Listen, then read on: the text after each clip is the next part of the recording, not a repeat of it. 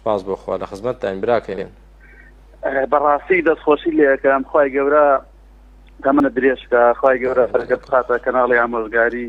ئامین یا رب ئامین. جەنابەت ئەوانەی کەوا خزمەتی ئەو کەناڵە پیرۆزە ئەکەن. ئامین خوا سەلامەت. من لە شاری هەولێر وەختە لەگەڵا ئەکەم. زۆر سپاس برای گیان. لێرەوە هەتا هەولێر ڕێز و حرمەتم هەیە بۆت و پێشنیارێک وەکو بڵێن پێشنیارێک لە برای بچووکی خۆت خزمەتتان فەرموو براکەم. کۆمەڵێ خەڵکی دەمڕوت و دوو لە ڕووی کەناڵەکە و جەماعەت کە گوێیان لێیە لەمراولا قسە ئەکەن هیچ حسابێکیان بۆ نەکرێ زۆر باشە لەبەرەوەی قەدر و قیمەتی تو بەوانە هیچ کاتێک کەم ناکات والحەمدوللا تو لە شاری هەولێرەوە نێ من ئاگادارم لە شارەکانی کوردستان بە عام خەڵکێکی زۆر ئەحنا ئیسپادەی لێت کردووە و خەڵکێکی زۆر جۆر لێ ڕائەگرێ ئەوانش کە قسە بە تۆ ئەکەن تەنها ڕسوایان بۆ ماوەتەوە لە ناو کۆمەلگایەک خەڵکانێکی کەمی جوانێ ڕائەگرێ.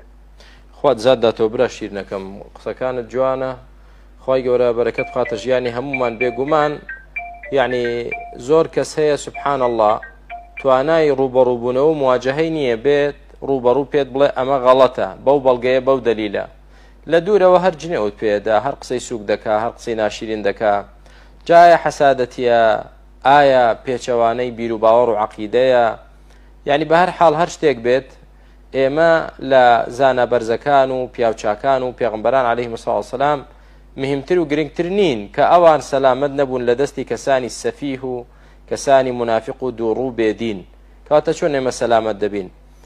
پێغەمبەران کوژراون شەهید کراون جنێویان پێدراوە لێیان دراوە بگرە خەڵک جێو بەخوا دەڵێت ئێجا کەواتە ئێمە چین براکەی من بۆیە بەڵێ ڕاست دەفەرمووی ئینشاءڵڵا حسابی هیچیان نییە لای ئێمە کەسانێک وەکو خوای گەورە دەفەرمێ كمثل الكلب إن تحمل عليه يلهث أو تتركه يلهث يعني ئەوەندە بێدینە یا دین لاواز هەرچی بیکەیە و لە حەپەی خۆی ناکەوێت بەردەوام بەو لایەدا بڕۆی ئەو دەچێتە ئەو بەر و جنێوت پێ دەڵێ نە ڕێگاکەت خوارە تۆ لەو بەر بڕۆی دەچێتە ئەو بەر و جنێوت پێ دەڵێ ڕێگاکەت خوارە.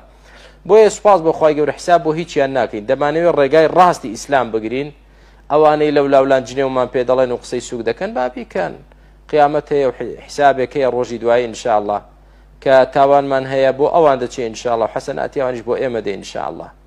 بارەکە الله فیک برا شیرنەکەم ڕاستە فەرمووی ئینشاءڵڵا هیچ قیمەتێکیان نییە لای ئێمە دڵنیا بە خوا سەلامەتکە پێشیانەوە مەشغوڵین لله الحەمد مەگەر ئەوە برایەکی وەکو بەڕێزت ئەم باسە بکاتەوە دەنا لای ئێمە هیچ نییە.